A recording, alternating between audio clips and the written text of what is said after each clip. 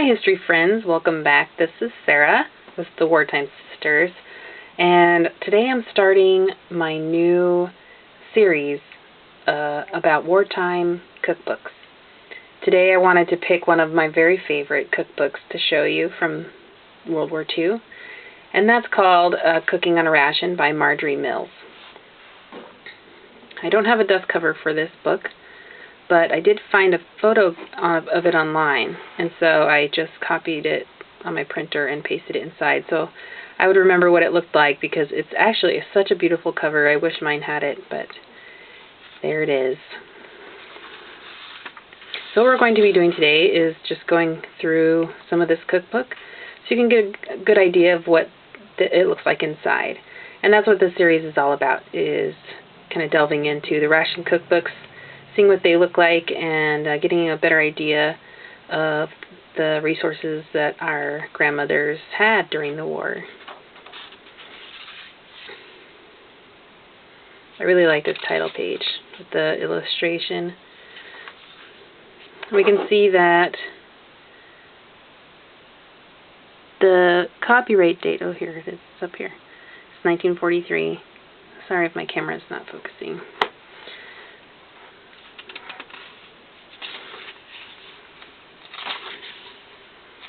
So in the preface, Marjorie Mills gives a little background, and she also talks about what makes this cookbook different. I really like what she says, that it's not necessary to be grim and determined about food. The nutrition pronouncements we try to follow aren't an endless task of substituting something good for you for something you would rather eat. Food can still be a source of solid enjoyment and infinite satisfaction, both in the preparation and the eating. That is the premise of this book.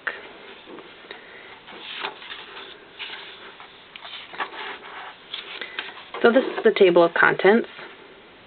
She deals with pretty much everything, from soups to fish, meats, vegetables, fish, meat, and vegetable sauces, and on through entrees, eggs, cheese, salads, salad dressings, breads, waffles and griddle cakes, sandwiches, desserts, dessert sauces, fruit combinations, cakes and cookies,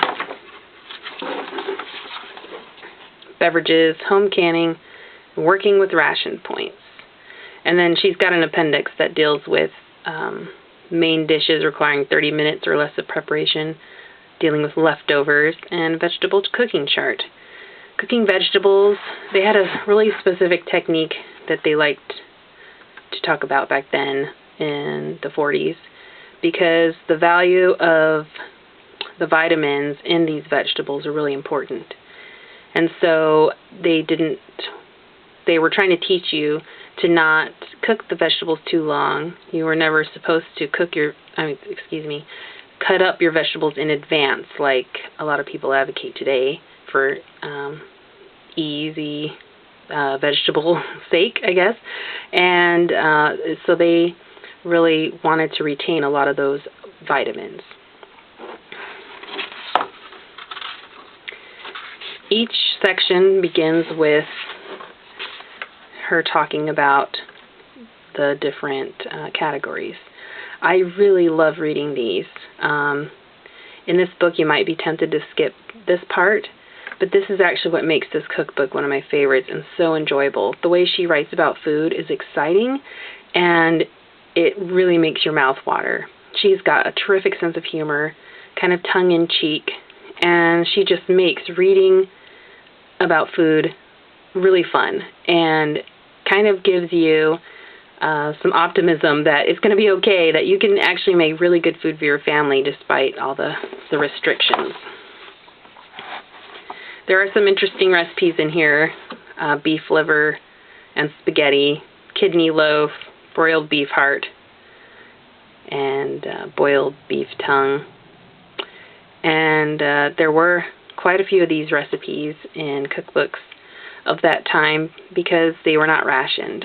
And so trying to make these odd cuts of beef, or meat, I should say, that you wouldn't normally eat into something your family would actually eat was quite the feat. And so she tackles that with her recipes. I haven't tried any of her of those neat recipes in particular.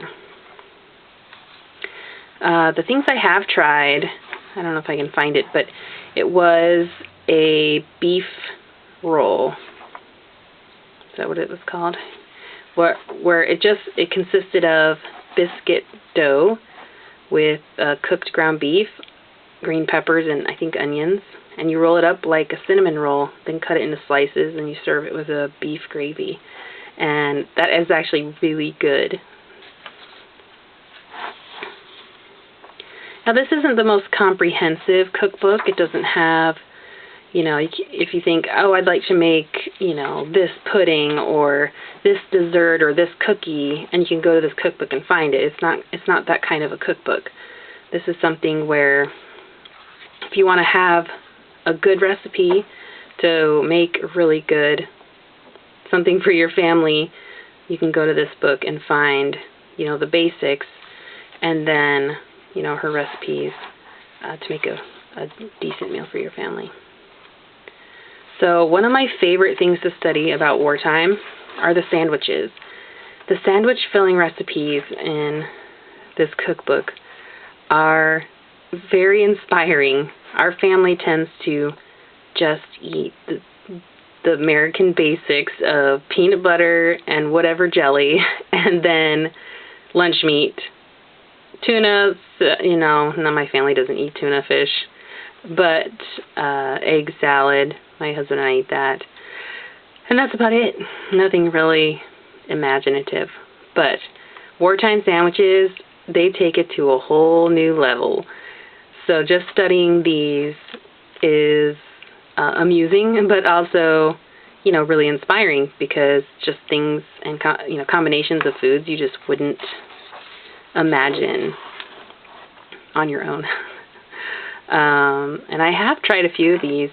One of my favorites was actually peanut butter with mayo and bacon. And the reason why this didn't faze me is because I grew up eating peanut butter and Miracle Whip sandwiches, which is odd, I'll admit, but it's really good. So give it a try. You never know.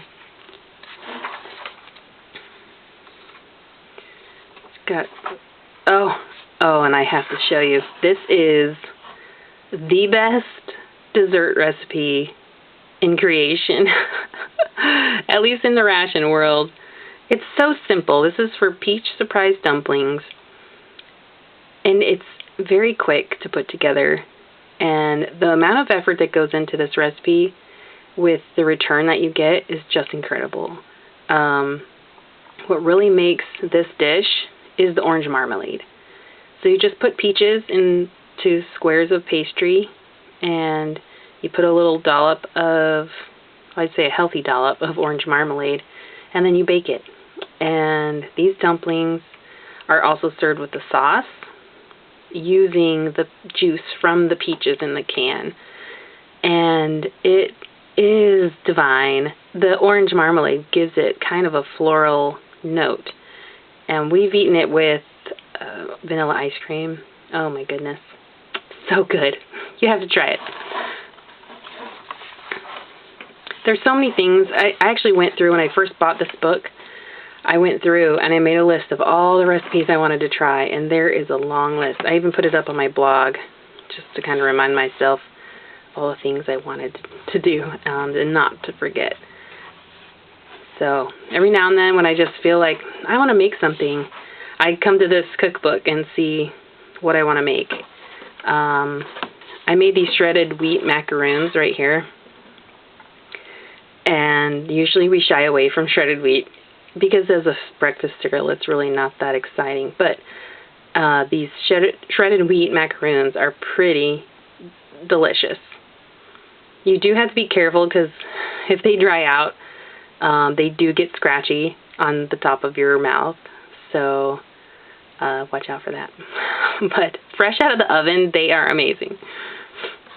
These lemon nut cookies right here, these are also really good. Here's a recipe for Halloween cider punch.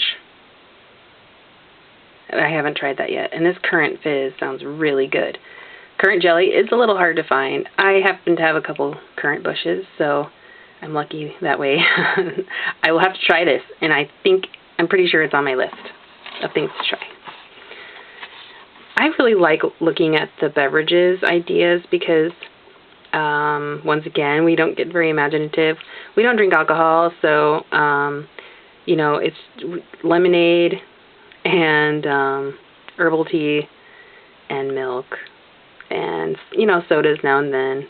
That pretty much consists of what we drink. And so finding these really yummy juice cocktail mixes is fun to try something new. One of our favorites is mint tinkle. I don't think it's in this cookbook, but I've got it on my blog. You can look it up, and it's a really refreshing drink to try.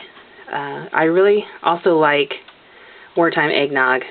I've made eggnog from one of these wartime recipes before, and it was amazing, especially because it was a single serve, and I'm the only one that really enjoys it in my family. Well, besides I did get my kids on board finally, so that's good. I can buy a bottle of it or make a batch of it, and it won't go bad because I'm the only one drinking it. Now, this does have home canning. When it comes to home canning in wartime ration books, I don't recommend using any of the recipes. I think it's good to go through and see what they used to make and try and find a modern equivalent. But it's important to use a modern recipe because canning rules, I guess you could say, for safety have changed quite a bit. So just use these as kind of entertainment and ideas, and then try and find a modern menu. A modern recipe to try. What's great about this cookbook also, it says working with ration points. And so it's just got some basic rules, and not rules, but suggestions that you can do, tips. Like this one, number 15. When you've run low on the stamps for processed vegetables, you're sure to find some fresh ones to substitute. To extend your purchase of canned or frozen fruit or vegetables, combine with some fresh fruit or vegetable that happens to be abundant. This varies monotony. So the processed foods were rationed.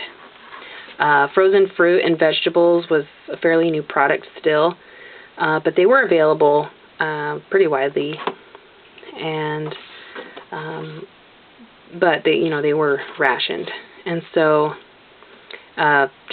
she was really just advocating eating in season when you couldn't get the processed vegetables that were so easy. Anyway, so that's about the end of the book. And the indexes are really always fun. I actually always go straight to the bananas recipes, just in case. Usually banana recipes are not in wartime cookbooks. Sometimes you can find it, but usually not. Bananas were not easy to get, except for Hawaiians. I have found banana recipes in Hawaiian ration cookbooks. I've got one.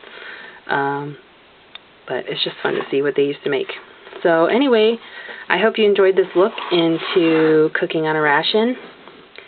If you ever run across a copy, snap it up, because this is a fabulous recipe. A fabulous cookbook to read through. If you're like me and you enjoy reading recipes and cookbooks, this is definitely one for you. So anyway, thanks for joining me, and I hope you join me next time for my next cookbook. All right, thanks. Bye.